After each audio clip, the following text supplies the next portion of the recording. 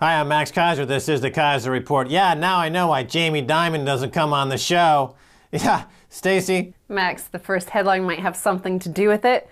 Economist appearing on Max Keiser's show forced to resign. This is on Forbes magazine, Max, and in an email confirming the action, Sandeep Jaitley explained to me apparently they don't want to burn bridges at the Gold Standard Institute, and I take this to mean bridges with large benefactors and partners. However, Jaitley is unfazed and vows to continue his work, including a PhD acceptance speech on the Ludwig von Mises split from Carl Menger and Eugene von Bohm-Bawerk regarding certain aspects of interest rate theory. Well, you see, I figured out that the whole Mises Institute was populated with dangerous ideologues, and that these guys formed the basis for the corruption on Wall Street.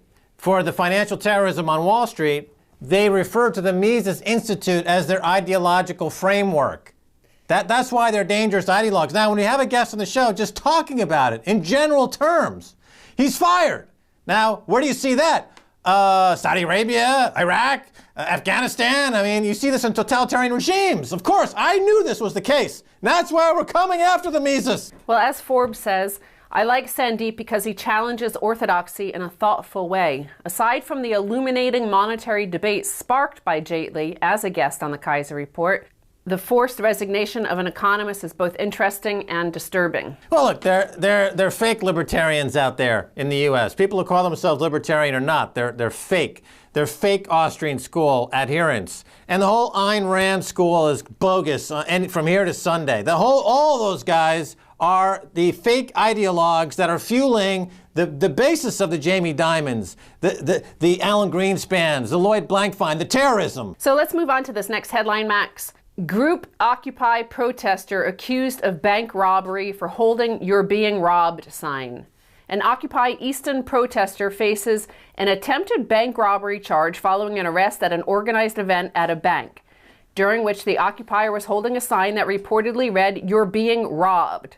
Dave Gorzinski allegedly held cardboard signs outside a Wells Fargo branch that read, "You're being robbed," while the other said, "Give a man a gun, he can rob a bank. Give a man a bank, and he can rob a country." The thing that got the police called, however, was that he was protesting outside Bank of America, and an employee activated the panic alarm. Oh, right. Where's our panic button?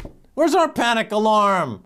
Bank of America. Well, an employee inside the bank saw somebody pointing out the fact that Bank of America is stealing money, so they hit the Where's our panic button against them? Well, actually, Max, when we were pushing the panic button, when we were saying there's fraud happening in the system, there's manipulation happening in the system, there's a fake bubble in the system, we were pressing the panic button, and here's what was told to the global, panic button pushers. This is a clip that somebody sent me from 2007. Bertie Ahern, he was the Prime Minister of Ireland at the time. Here he is talking about the naysayers, those pushing the panic button. Sitting on the sidelines or on the fence, cribbing and moaning is a lost opportunity. In fact, I don't know how people who engage in that don't commit suicide. That's right. That was the response at the time. That's the market fundamentalism, this ideology that's pushed by the freaks on these think tanks, whether it's Mises or Adam Smith Institute. They get these folks around the world like Bertie Ahern, who's a market fundamentalist at the time, to suggest that for anyone challenging them, they should commit suicide. Instead, when they should have been pushing the panic button and saying, wait a minute, we have a financial terrorist in our midst. Sean Fitzpatrick is a terrorist. He's taking over our banking system. We need to put Sean Fitzpatrick in Guantanamo. No, Bertie Ahern was up there in front of his Irish compatriots, justifying the wholesale rape of his country. Thanks, Bertie. Well, there's mass hunger, desperation, poverty, people having to force to leave Ireland because Bertie Ahern was telling people to commit suicide. In fact, people are now committing suicide because at the time, Bertie Ahern was telling the journalists, the people who were speaking up about the fraud in the system, he told them to commit suicide. And notice that the industry, the mainstream media, in that moment with him were laughing. Yes, tell those naysayers who want to pop our bubble that they should go commit suicide. Well, it's like Paul Moore said, top regulator at HBOS, turned whistleblower, that 100 million people have been put into poverty as a result of Bertie Ahern and the financial crisis starting in 2007. Many will die, many millions will die. and they're laughing about it. They're laughing about this financial holocaust. They think it's a joke. So, here on the show, we also cover the fact that these same guys, Bertie Ahern, when normal people out there are saying, there's something going wrong with our financial system. There's manipulation and fraud in our financial markets. This property bubble, this must be based on fraud because there's no way for the incomes to sustain that debt. And he tells those people to go commit suicide. So when those 1% that he helped, let's see what happens when these guys become negative and down on what the government is doing. MPs' anger over G4S damaging to economy. One of G4S's largest shareholders has warned that the aggressive response of MPs to the Olympic security shambles put recovery at risk by discouraging businesses to come to Britain. Neil Woodford, investment manager at Invesco Perpetual, which owns approximately 5% of G4S's shares, said that the verbal dressing down delivered to Chief Executive Nick Buckles at last month's Home Affairs Select Committee meeting was like watching a medieval persecution. If this is the new way Parliament wants to treat business, please, Parliament, don't be surprised when businesses decide this isn't the country for them. Well, first of all, this phrase, recovery, put the recovery at risk. There is no recovery in the UK. There was a bounce where bankers stole a few billion quid, but the employment picture has gotten worse. The economy is contracting and the GDP is shrinking. There was no recovery. There was a quantitative easing by the Bank of England that was stolen, that was put in the pockets of a few bankers. They can call that a recovery. And then second of all, this crazy, wacky defense contractor is just another shyster bleeding the economy dry. You don't need all that nonsensical product that they're selling. Get rid of those people. That would save the economy immediately. So let's look on to another very close oligarch of the UK political system. Let's look at how he reacts to competition. This is a tweet from Rupert Murdoch. Simple equation. Free, open, uncontrollable internet versus shackled newspapers equals no newspapers. Let's get real. So instead of competing, he wants to raise barriers to the free internet, not remove his barriers as they are perceived in the newspaper space. Well, he doesn't want to compete. That's Murdoch's, as I've been saying for years, on an open competitive landscape, he's never been able to compete. If he has a monopoly position with satellites, he can compete. But when it comes to real competition, he's a failure as a businessman, always has been.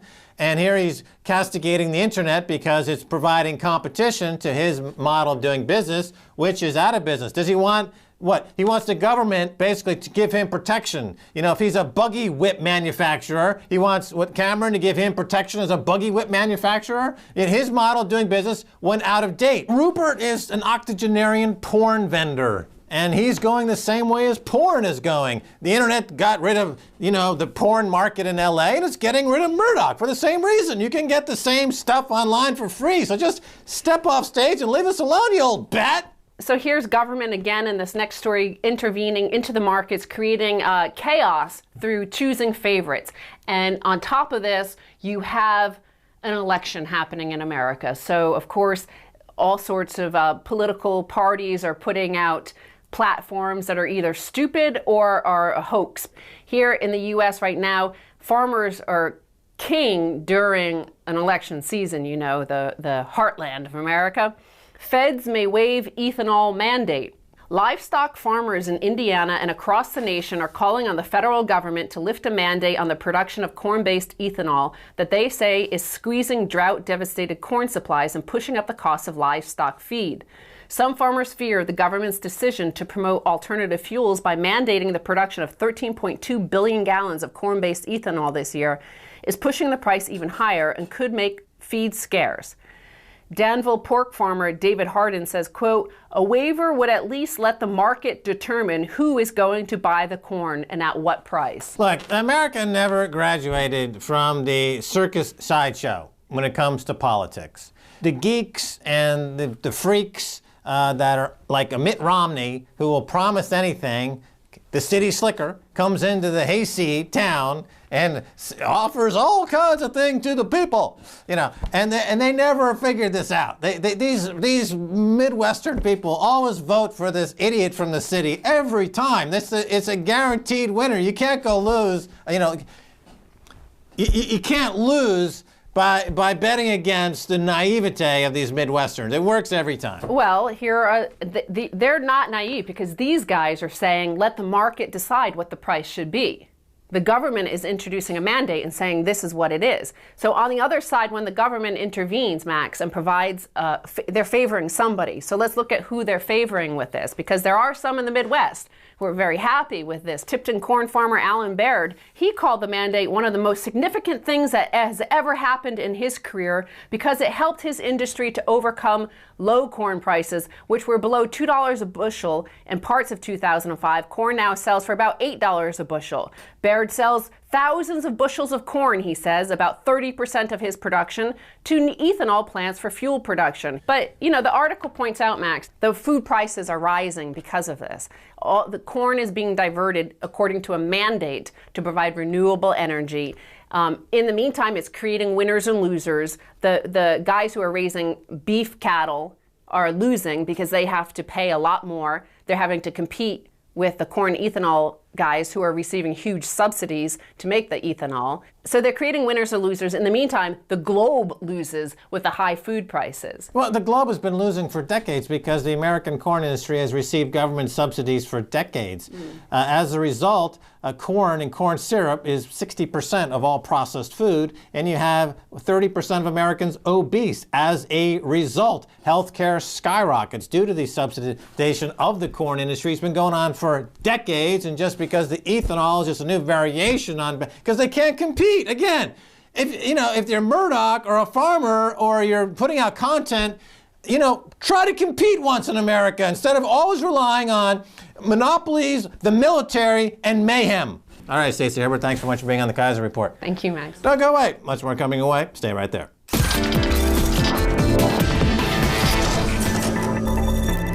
Welcome back to the Keiser Report. I'm Max Keiser. Time now to go to Boston and talk with Professor Yanir Bar-Yam, founding president of New England Complex Systems Institute. Professor, welcome to the Keiser Report. Hi, Max. Good to be here. All right, Professor, I wanted to get John. I read your report, and I think it's extremely important that people take a look at this.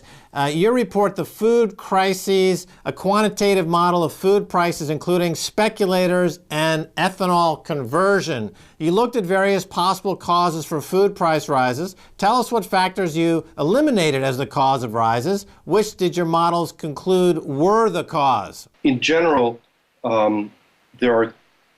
the idea that supply and demand could fully account for the price increases was shown to be not possible. There are two factors that are important. One of them is a supply and demand factor. That's the increasing conversion of corn to ethanol. And the other is the effect of speculation on commodity markets following the deregulation of the commodity markets in the year 2000. Those are the two factors.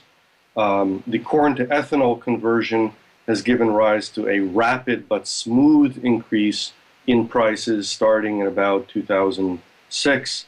And the speculation has given rise to sharp peaks in 2007-8 and 2010-11. And that's the analysis that we did in that paper.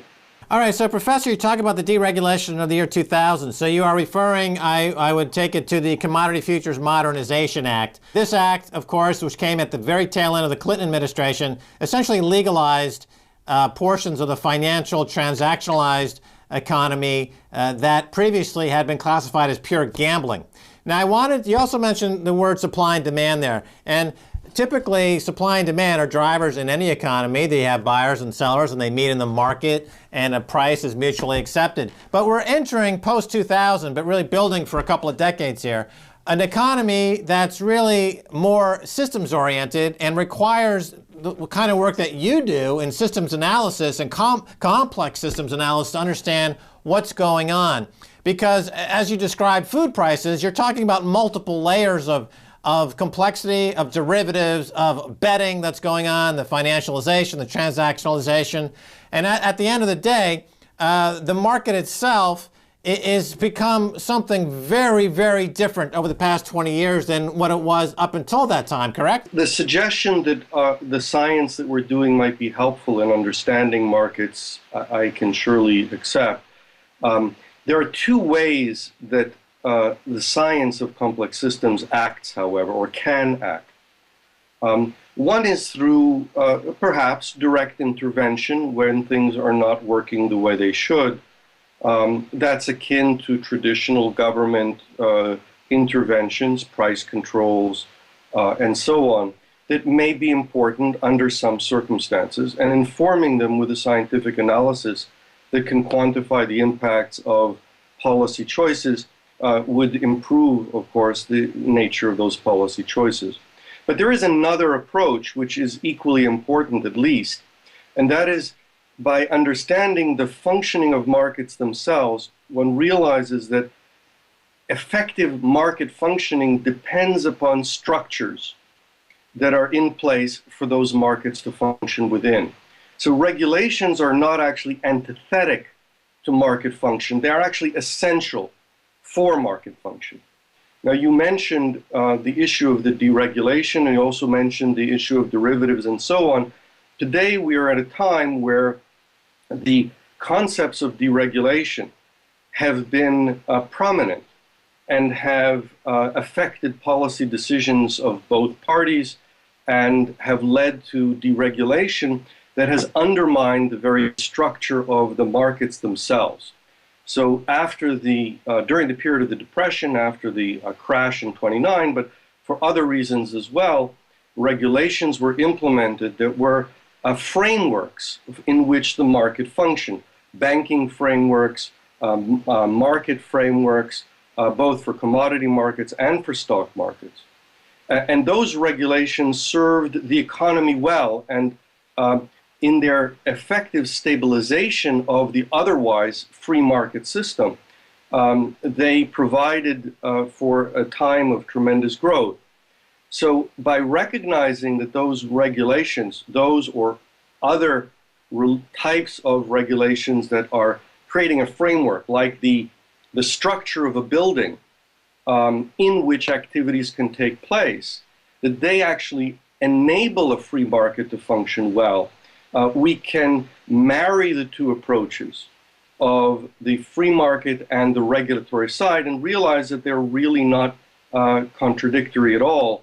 They really require each other as long as one understands how to implement appropriate regulations. Right, Professor, it seems remarkable that in the discussion of the crisis and the comparison to the 1930s, it's always about whether there should be deficit spending or not deficit spending, but nobody seems to talk about the fact of the regulatory framework that was created at the time, which gave rise to the recovery. And it seems to me that that regulatory framework, Glass-Steagall, FDIC, the Securities Act of 33 and 34, was the key in the recovery ultimately. But I wanted to ask you something about systems analysis for a second. If I have a very complicated system and you're a complex system analyst, and that system, let's say, is tied to units of risk. If I add 1 unit of risk to that complicated system, am I adding to the complexity in a linear way, or am I adding exponentially the risk to the system, Professor? Well, the answer is more subtle. It's neither linear nor exponential. It's usually some power law. But what it means is that, indeed, there are extreme events that are much more likely. Recently, they've been called black swan events, right? They're much more likely than we expect based upon the, quote, normal distribution of behaviors.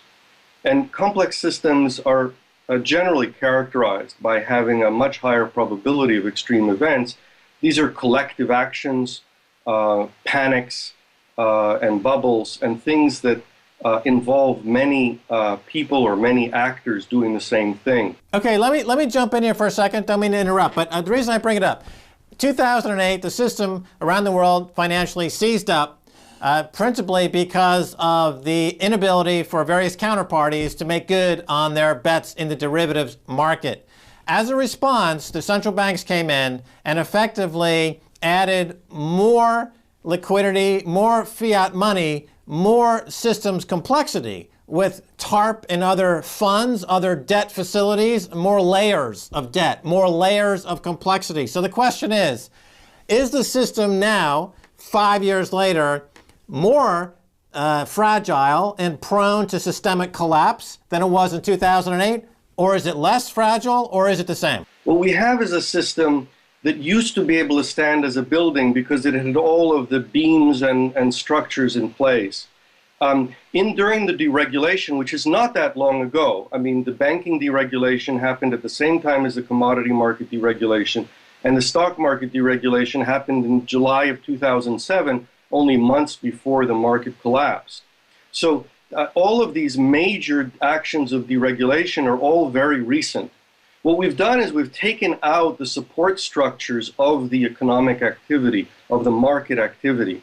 And as a result, we have an unstable system, a system that is teetering and tottering and showing signs that it's about to collapse at every threat. So what we have is we have the government propping it up, standing outside the system and saying, we've got to hold you up over here, we've got to hold you up over there, trying to prevent it from collapsing. That's obviously not an ideal way to run a system, to have an unstable system that one is artificially propping up.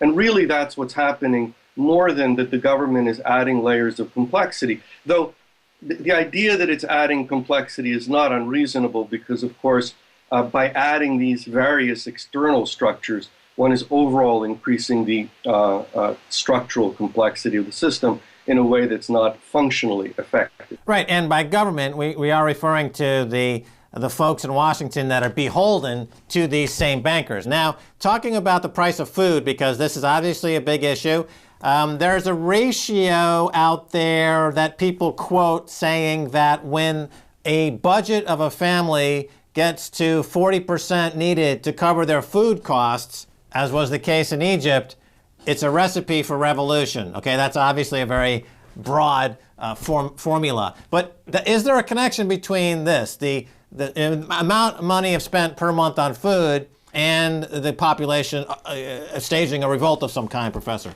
If you plot the price of food over the last decade, the price increase that we spoke about later had these peaks in 2007-8 and 2010-11. The 2007 and 8 peak coincided with 40 food riots, different countries where there were food riots. And the 2010 and 11 coincided with the Arab Spring.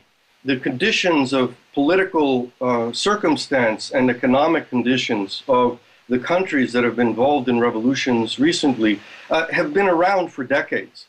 And the question as to why such revolutions would happen now or in the last few years is simply addressed by pointing to these food price peaks. In fact, we've identified a particular threshold of the Food and Agriculture Organization of the UN's food price index, about 210, and one can correct it for inflation a little bit, but it's at that level food riots and revolutions become very likely in the world.